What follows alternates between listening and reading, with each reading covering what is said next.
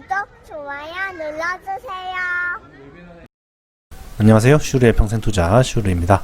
요즘 주식 유튜브 중에 인기 많은 컨셉이 삼성전자만 계속 매수하는 겁니다. 삼성전자 우선주나 말이죠. 그런 유튜브가 진짜 많아요. 한 올해 초쯤인가 작년인가 어떤 한 분이 삼성전자로 저는 몰빵을 해서 엄청나게 벌었습니다. 저는 삼성전자만 삽니다. 이런 컨셉으로 한 게 좀 조회수가 많이 나오고 뜨고 나니까 너도 나도 그런 컨셉으로 나는 삼성전자만 산다. 삼성전자만 사야 되는 이유. 뭐 이런 식으로 채널을 만들어서 계속 삼성전자에 대한 소식이랑 삼성전자 사면 왜 좋은지 이런 것만 주구장창 말하는 채널들이 뭐 제가 본 것만 해도 한 10개는 되는 것 같아요. 삼성전자 저도 굉장히 좋아하는 기업이고 좀 많은 비중으로 가지고 있는데요. 삼성전자 몰빵을 해도 될까요, 과연?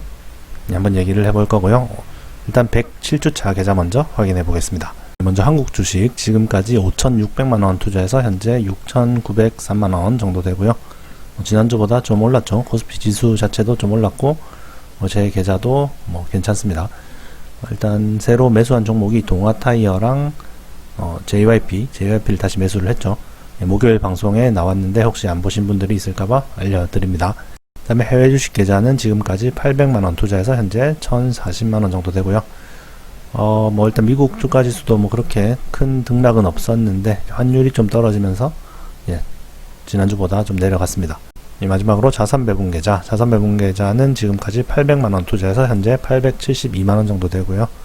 일단 지난주보다 환율도 제법 떨어지고 채권 가격도 떨어지고 해서 제법 좀 내려갔습니다. 엑셀로 한번 볼게요. 한국 주식, 해외 주식, 자산 배분 계좌 합계입니다. 2018년 10월부터 투자를 시작해서 현재 107주차까지 왔습니다. 107주차 현재 한국 주식 5,600만원 투자해서 현재 6,903만 7,149원, 해외 주식 800만원 투자해서 현재 1,041만 3,583원, 그리고 자산 배분 계좌는 800만원 투자해서 현재 872만 4,537원, 합계는 지금까지 7,200만원 투자해서 현재 8,817만 5,269원입니다. 이거 할 때마다 무슨 숫자 읽기 연습하는 그런 기분이 들어요. 정확히 읽기가 힘드네요. 어쨌든 지난주보다 좀 제법 올랐죠. 한국 주식의 상승에 힘입어서 해외 주식은 내렸지만 어쨌든 한국 주식이 저는 많기 때문에 지난주보다 좀 올랐습니다. 그래프를 보시면 또 최고치를 기록을 하고 있죠. 아까 말씀드린 대로 삼성전자만 매수하는 그런 방송들이 인기가 많다는 거는 삼성전자가 그만큼 안정적이라는 얘기죠. 지금까지 계속 올라왔고요. 보시면 2005년 정도부터 지금까지 거의 한 9배 정도 상승을 했습니다. 어마어마한 수익률이죠. 삼성전자만 꾸준히 적립식으로 계속 평생 동안 투자를 하는 건 과연 괜찮을까요? 일단 삼성전자에 계속 그렇게 투자를 할 수 있으려면 삼성전자가 앞으로도 계속 잘 나갈 것이라는 확신이 아주 강해야 할 수 있고요. 그리고 그 확신이 반드시 옳은 것이어야만 하죠. 삼성전자에만 몰빵하시려고 하는 분들은 일단 내가 확신이 있는지부터 생각을 해보시는 게 좋을 것 같습니다. 막연히 그냥 한국에서 제일 큰 기업이고 워낙 익숙하니까 왠지 좋게 느껴지고 그래서 삼성전자를 단순히 사는 건 아닌지 한번 생각을 해보셔야 됩니다. 최근에 또 상승세고 하니까 계속 이렇게 오르겠지라는 막연한 생각으로 투자를 해서는 절대 투자를 평생 지속하기는 힘들 거예요. 삼성전자가 이렇게 크게 보면은 쭉 올라왔지만 중간중간에 많이 하락할 때도 있었죠.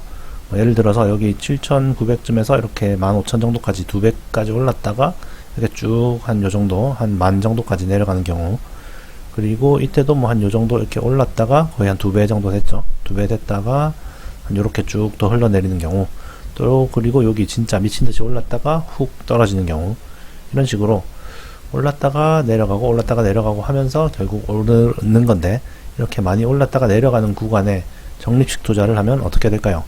여기에서 적립식 투자를 시작해서 이 가격이 되었다. 그러면 과연 내 계좌는 어떻게 될까요?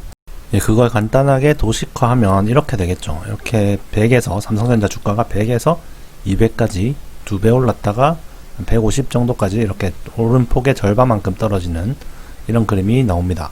그런 패턴이 아주 많아요. 여기서 2배 됐다가 거의 한 절반 정도 떨어지고, 그리고 여기서도 한 2배 됐다가 한 절반 정도 떨어지고, 여기서도 거의 한 2배죠. 2배 됐다가 한 반 정도 떨어지고, 오름폭의 반 정도 떨어지는 거죠. 자, 결론부터 말씀드리면 이런 식으로 여기 적립식 투자를 시작해서 꾸준하게 뭐 매달이나 매일이나 이렇게 계속 꾸준하게 투자를 했다면 100에서 시작해서 150이 됐을 때 내 계좌는 마이너스예요.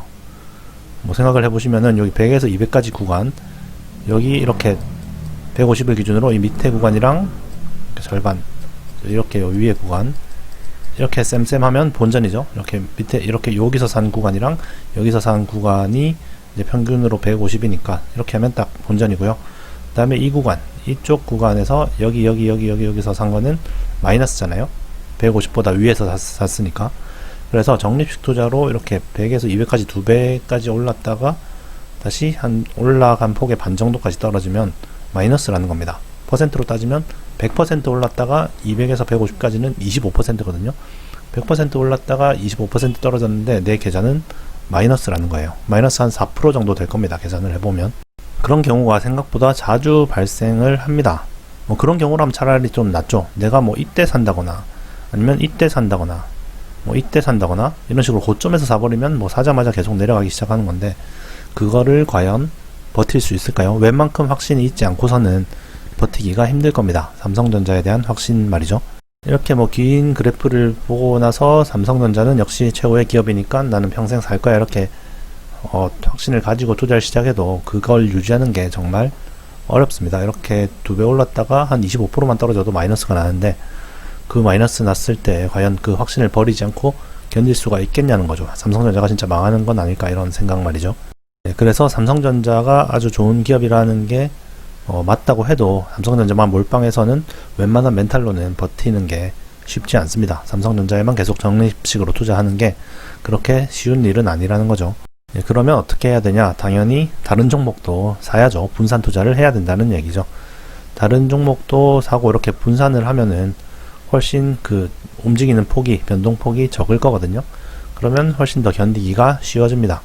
물론 삼성전자랑 같은 매력도를 가진 그런 주식을 사야 되겠죠. 훨씬 뭐 매력이 덜한 주식을 사가지고서는 차라리 삼성전자 몰빵이 나을 거고요. 그런데 삼성전자에만 투자하시는 분들은 삼성전자가 무조건 제일 매력적인 주식이라고 생각을 하시는 분들도 많으신 것 같은데요. 그럴 리가 없죠. 삼성전자가 제일 좋은 회사인 건 맞는데, 가장 매력적인 회사인 것도 맞죠. 우리나라에서는. 그런데 제일 투자하기 좋은 주식은 아니죠. 주식으로 따졌을 때는 저평가된 주식이 좋은 거지 제일 잘 나가는 주식이 좋은 건 아니거든요. 삼성전자가 뭐 저평가일 수도 있지만 제 생각에도 저평가인 것 같긴 해요.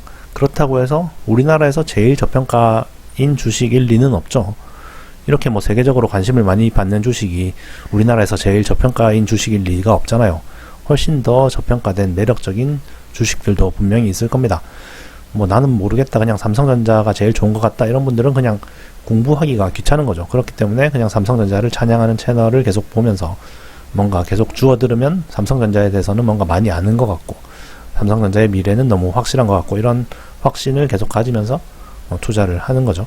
그러니까 삼성전자와 좀 유사한 정도의 매력을 가진 여러 가지 주식들로 포트폴리오를 좀 다변화하는 게 좋겠죠. 뭐 한국에서 못 찾겠으면 뭐 해외로도 좀 범위를 넓혀보면 좋을 겁니다. 최소 한 4-5 종목은 돼야 그래도 좀 안정적으로 포트폴리오가 굴러갈 겁니다. 한 종목 몰빵을 해서 이 변동성을 견디는 건 진짜 쉬운 일이 아니거든요.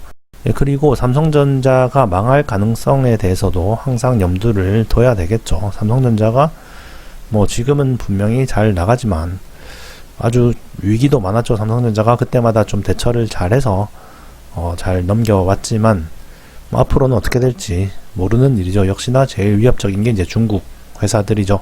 뭐 삼성전자의 모든 부분을 이제 중국에서 좀 쫓아오려고 하잖아요. 뭐 대표적으로 반도체도 그렇고 디스플레이도 그렇고 뭐 핸드폰도 그렇고 지금 뭐 미국의 제재로 좀 주춤하기는 한 상황인데 언제든지 좀 따라잡힐 수 있다는 그런 걱정은 해야 되겠죠. 예, 다시 정리를 하면요. 삼성전자가 분명히 뭐 세계적인 기업이고 매력적인 기업은 맞지만 하지만 삼성전자만 계속 적립식으로 사는 거는 일단 그 변동성 때문에 그 확신을 계속 유지하는 게 아주 어렵고요. 마이너스 나는 부분에서 마이너스가 계속 그냥 1년 내내 2년 내내 날 수도 있거든요.